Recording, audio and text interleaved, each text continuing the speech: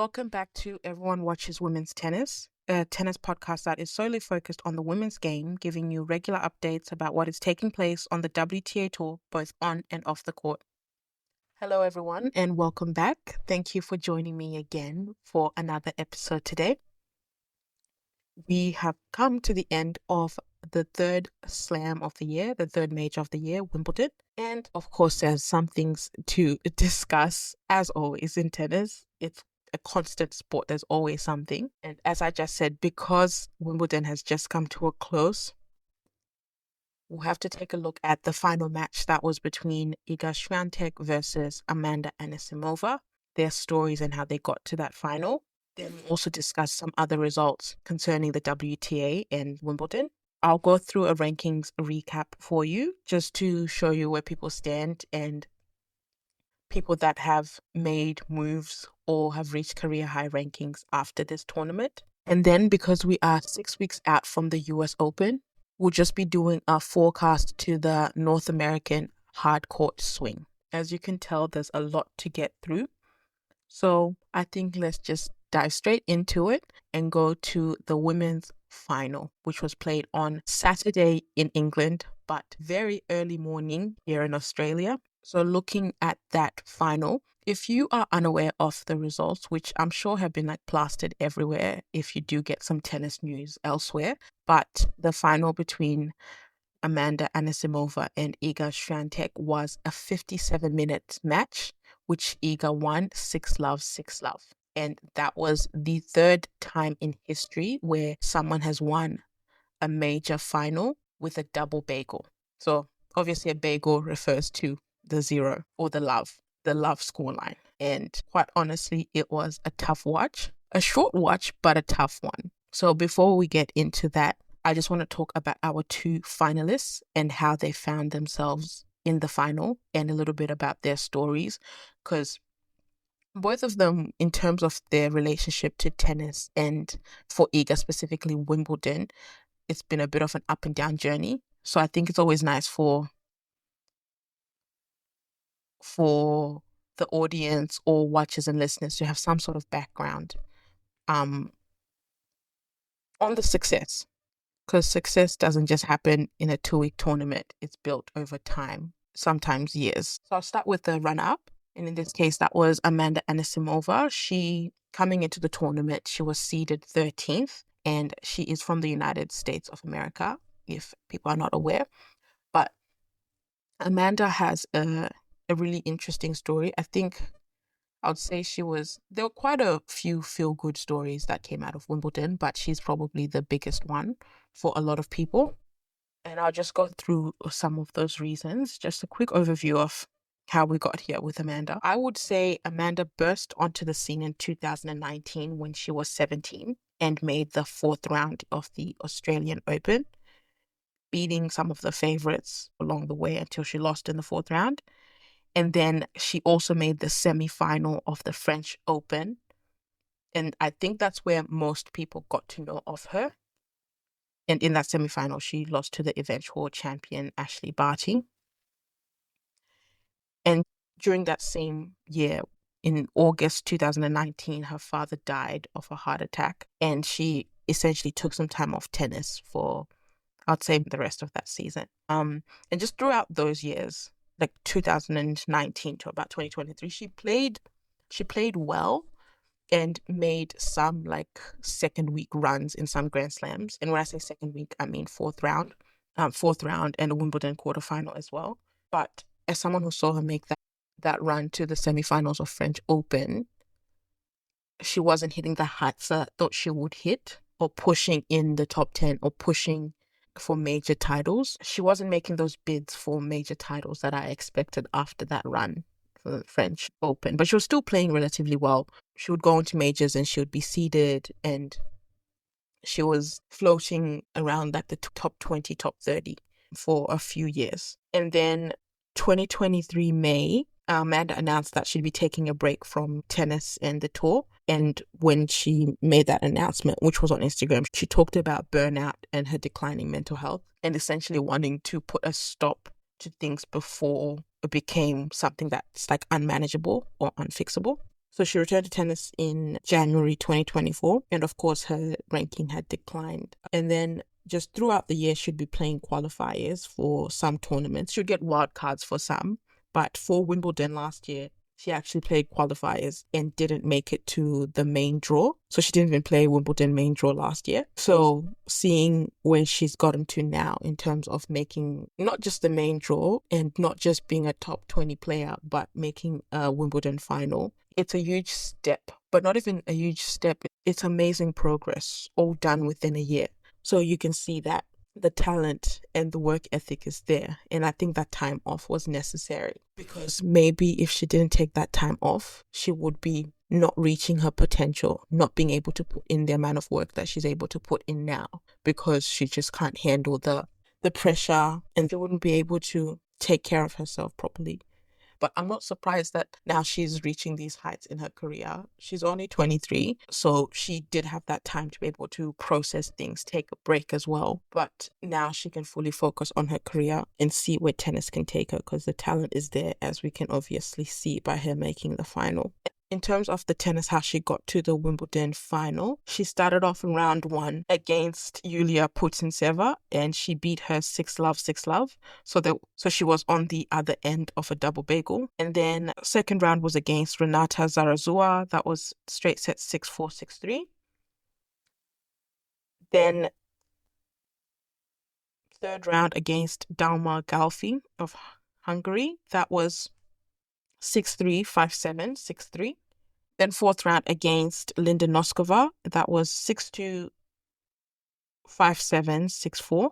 Then quarterfinal, she played veteran Anastasia Pavlyuchenkova. She won that match in straight sets, 6-1, 7-6. And semi-final, she took out the world number 1, Arina Sabalenka, and that was 3 sets. It was 6-4, 4-6, 6-4, and then eventually lost to Wimbledon champion Love 6, Love 6. That's one of the finalists, one side of the story, Amanda's story. And then going into Iga, I'm not going to talk about her entire career journey. I'll just be talking about leading into this Wimbledon and what her tennis has looked like for the past year. So coming into Wimbledon for Iga, she had not made it past the quarterfinals of Wimbledon, and she'd done that only on one occasion in 2023. And it was the only slam where she hadn't made it to the semifinals. And because of that, it was her worst performing slam. And I think saying that is like she's a victim of her own success, because coming into this Wimbledon, like I said, she'd only made quarters once, which for someone who's 24 years old, that makes sense. And not just making quarters of Wimbledon, she's won the other slams, made semi-final twice of Australia, won US Open and won French Open 4 times. But because of her performance at Wimbledon, we like to hone in on focus on just that, even though she's excelled in every other part. Of course, there has to be some, I won't say criticism, I think some analysis, some investigation and questions about why she hadn't performed well at Wimbledon, but not criticize it to a large extent, because then it's putting pressure that doesn't have to be there on a player. And for the past year before Wimbledon, Iga had not won a title since the French Open 2024. And if you know Iga's game and you know her and how dominant she has been, that is a very long time. Again, a victim of her own success. So coming into this Wimbledon, there weren't any expectations on her, because number 1, grass is deemed her worst surface.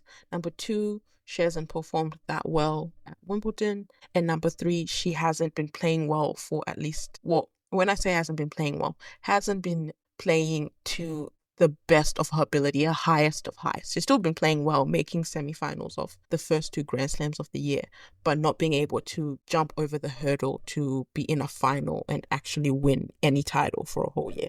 And then in terms of her opponents or journey through Wimbledon, I'll just quickly go through how she got to the final. So first round, she played Polina Kudermetova. That was a straight set victory, 7-5, 6-1. Then second round, she played American Katie McNally. That was a 3-set match, the only 3-set match that she played this tournament. And that one, she won 5-7, 6-2, 6-1. Then third round against Danielle Collins, her arch nemesis. That was 6-2, 6-3. straight sets. Fourth round was against Clara Towson, which was 6-4, 6-1. Before I move on to the quarterfinals, I will be very honest with you. I was really disappointed that Elena Rybakina didn't make it to at least the fourth round, because I would love to have seen that matchup. Elena on her turf against confident Iga on grass, I think would have been a really great match to see. But alas, draws don't always work out the way you want them or you think they're going to work out. Then for the quarterfinal, she played Ludmila Samsonova. She won that match 6-2, 7-5. Semi-final was against Belinda Bencic. She won that match 6-2, 6-love. And then, of course, the final where she beat Amanda Anisimova 6-love, 6-love. And before we go into my takeaways from watching that women's final, I just want to do a quick little draw review. I'll be honest with you, I think most people that did a draw prediction were probably very incorrect. Or maybe I'm just saying that to make myself feel better.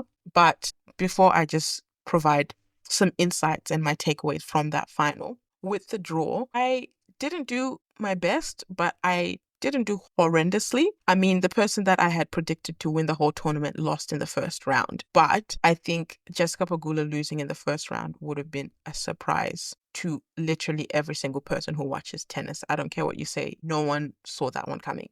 But we'll just go from the quarterfinals. So out of the 8 people I predicted to be in the quarterfinals, I got 3 out of 8 right. And that was Arina Sabalenka, Amanda Anisimova, and Ludmila Samsonova. Then for the semifinals, I had 2 out of the 4 people I predicted correctly, and they were just both on the same side of the draw. So that was Arina Sabalenka and Amanda Anisimova. Then for the final, I did have one of the finalists correct, which I had Amanda Anisimova. I didn't have Iga, of course. I didn't even have her getting to the quarterfinals. And I had her playing Jessica Pegula, and Jessica Pegula being the eventual champion. But I'm just happy that at least I had one of the finalists correct in this one.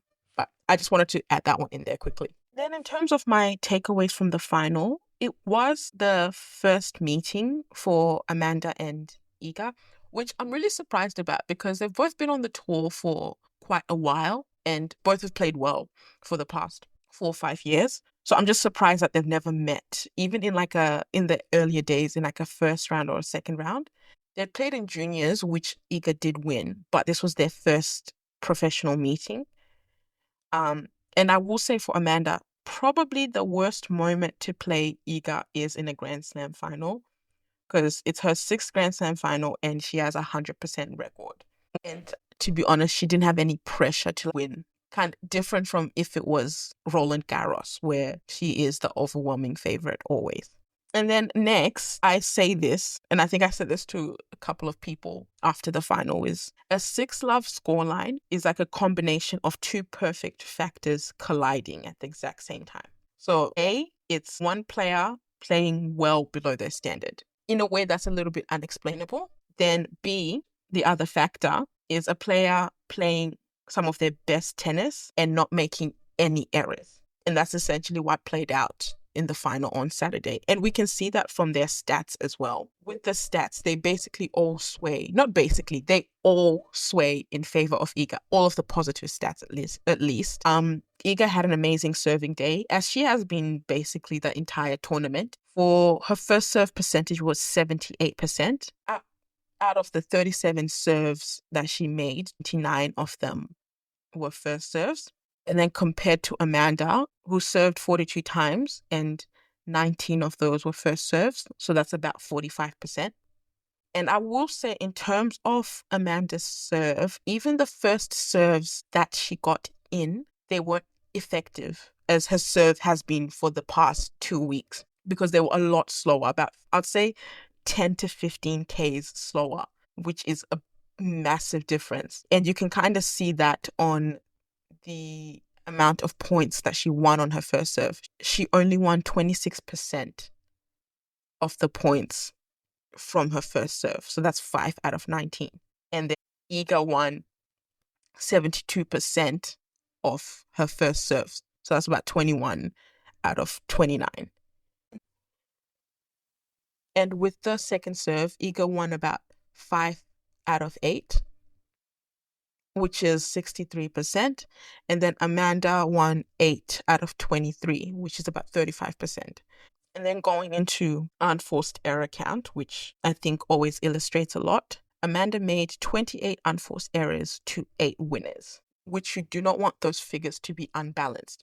Because a player like Amanda that hits hard plays the margins quite fine. Your unforced error count and your winner count need to balance. So even if you've made 28 unforced errors, that's fine if you've made at least 26 and above winners, because those numbers balance out. But it's completely lopsided in that 28 unforced errors to 8 winners. And then on the flip side of the coin, Iga made 11 unforced errors to 10 winners. So that's balanced. And like I was saying, she barely made any unforced errors. So she wasn't giving away free points to Amanda or something that Amanda could latch onto and maybe create rhythm from. She was on her game. And then on Amanda in that final, she was quite tense and tight in the beginning of the match, like basically the entire first set. And I think you could see it in her serve. Like I said before, it was about 10 to 15 Ks slower. And her feet looked stuck, like they were stuck in quicksand. She was slow to move, slow to react, and had like slower anticipation. And that's part of like the person she was playing, who's always on the attack and moves really well and has great anticipation, which made it seem worse. I think if she was playing someone else, maybe her slower reaction time wouldn't appear as bad or wouldn't look like she wasn't trying. She was definitely trying, but she was playing someone who moves so fast and she wasn't anticipating quickly enough. And another thing that I was really surprised about was the fact that Anisimova didn't take a break or go to the bathroom between the first and second set, like just to let out some emotion, because when you've lost the first set like that, especially in a final, I feel like a lot of players would give themselves space and time and an opportunity to just let it all out somewhere. So I was just surprised because when I was watching and the first set ended, I put my laptop down and I think I did something on my phone and I looked up because I thought there'd be a little bit of a break, but I looked up and Amanda was back on and back to serving, and I was extremely surprised by that. And on that whole letting out some emotion, she did a little bit during the second set, but I personally don't think it was enough. I think she needed to let out a lot more just so she could start like swinging a bit more freely. And maybe by swinging a bit more freely, those winners would start coming off her racket. But unfortunately, that didn't happen. And in that second set as well, her level did go up a little bit, but not enough because her opponent, Iga's level, didn't drop at all, which usually you hope for. Going from like set to set, you hope for your opponent's level to drop a little bit, especially if they've won the first set that convincingly, but that didn't happen. And to be honest, that rarely happens with Iga, especially in a final. She doesn't let up. And that's probably why she has so many bagels and breadsticks. I call them baguettes. Breadstick, I prefer baguette. That's like a 6-1 scoreline. But in saying that all about Amanda, I think at least she knows now she can get herself to a Grand Slam final and that any other Grand Slam final that she plays won't be worse than this. And I think with the match as well, I assumed it was like nerves, which I think sometimes your body shows your nerves more than you actually feel or your brain thinks you have. Your body will show it more, especially as an athlete. But she did mention that she was quite fatigued. She said that in her warm-up, she just felt slower and that she was taking a break after every warm-up. So I think that's part of it. And I also think she had some really grueling matches. She had like 3 grueling 3-set matches. One was against Sabalenka, Noskova, and Dalma Galfi. So I think it all caught up to her at the wrong moment. And then on Iga Swiatek, I have to say Iga's serve has improved. Her first serve, I was surprised by it. Not at Wimbledon, I was surprised by it in Bad Homburg, where she played the week before Wimbledon started. But I think her second serve is the one that's improved the most, at least for these past 2 weeks, because it was probably the most attackable part of her game over the past year. You saw it at the French Open. I think if you have not a great second serve, it makes it even worse on clay. But just that second serve was being attacked left, right, and center by every player. But then coming into this Wimbledon, it wasn't a weakness at all. Obviously, a second serve is always going to be like a weaker part of your game, but it wasn't a weakness that people exposed or were able to expose this Wimbledon. I will also say not winning any clay titles for Iga, especially not winning Roland Garros, gave her more time to be on the grass. But for like the 2 months-ish of the clay season, you could see her playing with pressure. So I think after Roland Garros ended, after she lost that semi-final, there's nothing else that was putting pressure on her, especially even on the grass where, again, as I've said, it was her worst performing Grand Slam. And people didn't have any expectations on her on grass. And they didn't have any expectations that she would figure out grass so quickly. We knew she would figure it out at some point, but we just didn't think it would be this quick. And also, I think what helped going into Wimbledon was her making her first grass final in Bad Homburg. She lost it to Jessica Pegula, but being able to have that confidence, being like, okay, I made my first final on grass. I can play on this surface and I can play very well.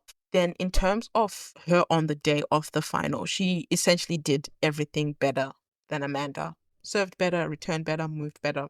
And she said it in her press conference as well, that she felt like she did, and it's clearly evident. And in her press conference as well, she said, like I said, there was no pressure on her. And she stated herself that she still felt like an underdog in the final match, even though she's ranked higher than Amanda, because no one expected her to be in the position in the first place. She still felt like she doesn't have to prove anything. She can just go out and play her game. And with Iga, I thought this before this title. I mean, she had won 5 Grand Slams, 4 Roland Garros, 1 US Open. But after this, I think she's definitely cemented herself as an all-time great.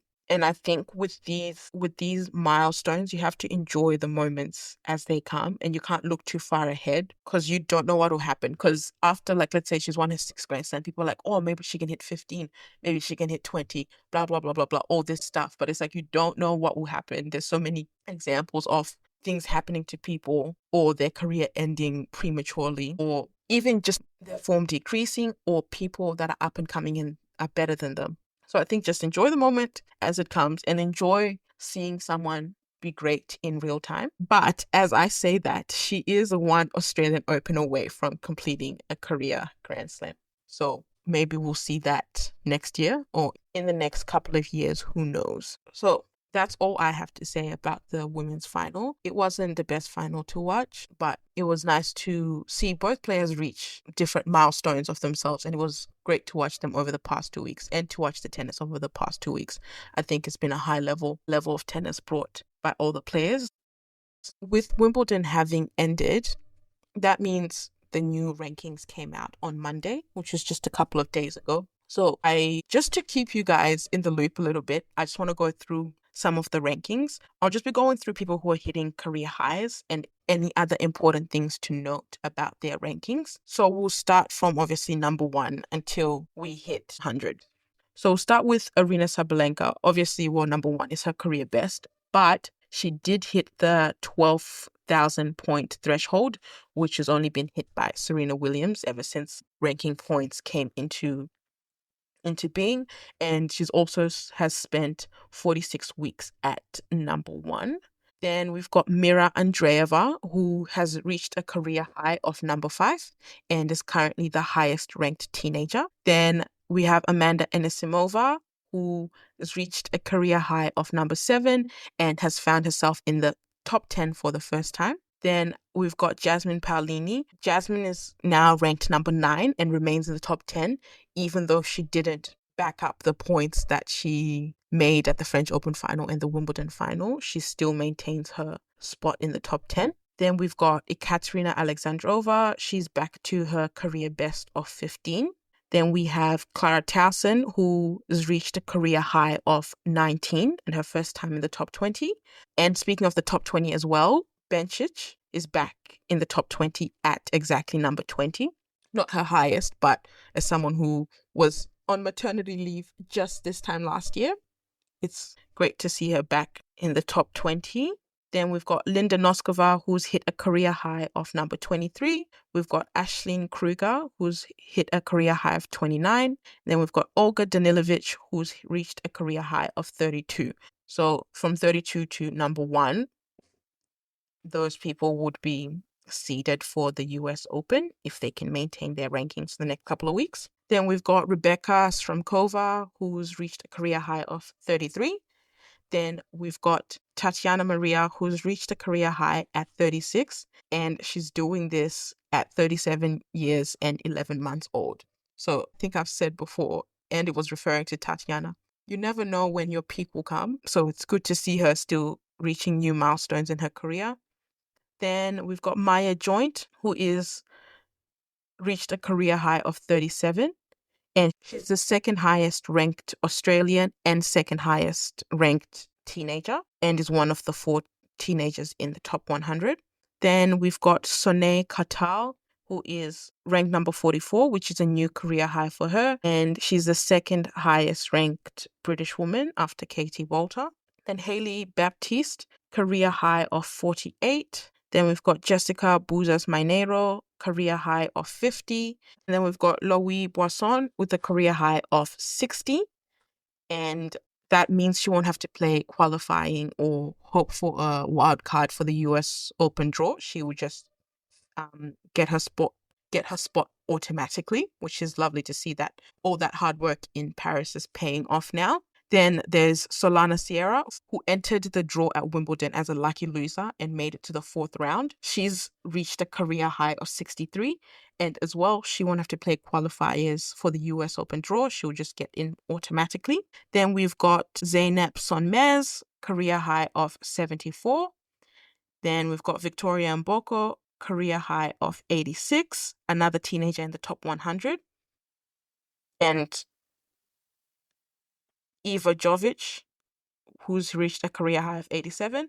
Again, both of them teenagers to finish off the teenagers in the top 100, and they won't have to play qualifiers for the US Open. They'll just get in automatically. Then the last 3 players we have here is Antonija Ruzic of Croatia with a career high of 90, and then Elsa Jacquemot with a career high of 94, and then Aoi Ito of Japan with a career high of 100. So just a quick little rankings recap and highlighting just the different players who've reached some milestones, and for you to keep an eye out for them come the US Open. And before we move on from Wimbledon, just want to also talk about the other final that was played with the women, which was the women's doubles. And that was Elise Mertens and Veronika Kudermetova against Yelena Ostapenko versus Su Wei She. And Elise Mertens and Veronika Kudermetova beat them in 3 sets,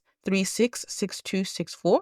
And that gives Mertens her 5th doubles Grand Slam title and her 2nd Wimbledon title, which she actually won with Su Wei in 2021, who was her opponent for this year's doubles final. It's Kudermetova's first Grand Slam title in singles or doubles. I don't watch a lot of doubles, so I don't have too much insight, but it's always something to know and note, and I guess give a congratulations to. Okay, and then just a quick forecast to the North American hardcourt swing. There are 6 tournaments before the US Open, which includes 2 1,000 tournaments, but it starts off with a tournament in Prague, which is a 250. Then we have the DC Open, which is a 500 ranked. Then we have the Canadian Open, which is an 1,000. Then we've got right after it another 1,000 in Cincinnati. Then we've got the Cleveland Open, which is a 250, and then Monterey, which is a 500 level tournament. And with the North American hardcourt swing, I just wanted to look at some of the players that I believe are under pressure to maintain the points, to essentially get similar or better results than they did last year, because they gained a lot of points during this period and under pressure to perform well. So we'll start with Paula Badosa. Paula last year, she won the DC Open. Then she made the semis of Cincinnati and quarters of US Open. Then we have Jessica Pegula, she won in Canada. Then she made the finals in Cincinnati and the US Open. This is Jessica's favorite part of the year because she's won the Canadian Open twice now. And I think this is where she performs her best just before going into that US Open.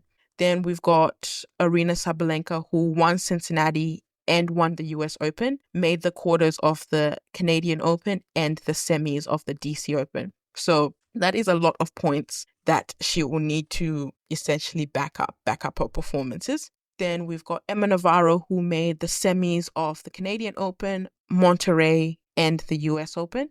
And then Linda Noskova, who made the semis of Prague and won Monterrey. So she's probably not as much under pressure because there are lots of other places she can gain points, like the 1000s in Canada and Cincinnati. But she did win a title, so should be hoping to retain her title in Monterrey again this year. Those are the players that are under pressure.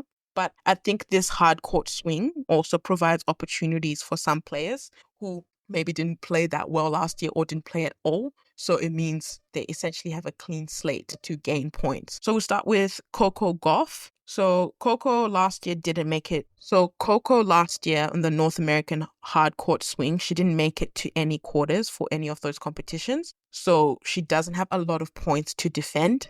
Because of her early exit at Wimbledon, it's given her, I guess, more time to prepare. And she's on home soil, and this is when she started winning her biggest titles. Like, she's won Cincinnati before she won the US Open, so I think should be confident going into this season. Then secondly, we got Madison Keys. Again, she also had an early Wimbledon exit, and she's on home turf, so she's had more time to prepare, and she doesn't have a lot of points to defend. She was injured for most of last year's tournaments, and I think she goes into some of these tournaments and the US Open as well with the cachet of being a Grand Slam champion, which for some players doesn't mean anything, but for some players it helps to have that just in your pocket. Then thirdly, we've got Iga Swiatek. Iga didn't play Canada last year, so that's 1,000 points she can gain if she wins a tournament. She made the semis and the quarters of Cincinnati and US Open, but I think Iga always has higher ambitions, and winning the title at Wimbledon can be a launching pad for the rest of the season, not just this North American hard court swing, but for the rest of the year. Then the next player I have here is Mira Andreeva. Mira doesn't have too many points to defend for the North American swing, and she goes into those 1000s as a seeded player. So that means she won't have to play the initial first round. She gets a bye. And having a bye sometimes can make it harder, but can also make it easier to go through the competition because you don't have to play as much, especially if you're tired. Then we've got Elena Rybakina, who I think can make a push for top 10 because she didn't play Canada. She lost in the second round of Cincinnati, and she played only one match at the US Open before pulling out. So again, not a lot of points for her to defend. And I think if she can go deep in a lot of these competitions, she can make a push for top 10 again. Then the last player I've got here is Belinda Bencic, which Belinda has the easiest explanation. She has no points to defend, and she's usually played best at the US Open and likes this North American hard court swing. So she has all to play for. And because of her ranking now at 20, she'll be seeded, so she won't have to play the higher ranked players until a bit further on in the competition.